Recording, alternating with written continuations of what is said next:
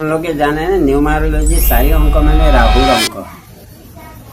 যদি কাৰোবাৰ date of birth 4, 13, 22 আৰু 31 হয় তেনেহ'লে তেওঁৰ ৰাহু গ্ৰহৰ প্ৰভাৱ বেছি থাকে। এই ৰাহু গ্ৰহৰ যদি বেয়া প্ৰভাৱ জীৱনত পৰে তেতিয়াহ'লে কি কি অসুবিধা হ'ব পাৰে? প্ৰথম, তেওঁ বন্ধু বান্ধৱ বা আত্মীয় স্বজনৰ পৰা দুখা পায়। দ্বিতীয়তে, তেওঁ ভবা নিচিনাকৈ কোনো কাম নহয় বা কামত বাধা পায়। তৃতীয়তে, মানসিক চাপত দিয়ে।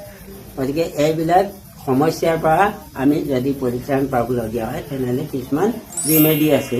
তুলসী মালা পৰিধান কৰিব লাগিব ৰাহুৰ পৰা বাচি থাকিবৰ কাৰণে।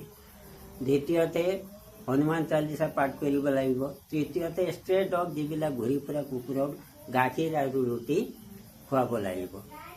হ'লে আমি বহুখিনি ৰাহুৰ বেয়া প্ৰভাৱৰ পৰা উপশম পাব পাৰোঁ।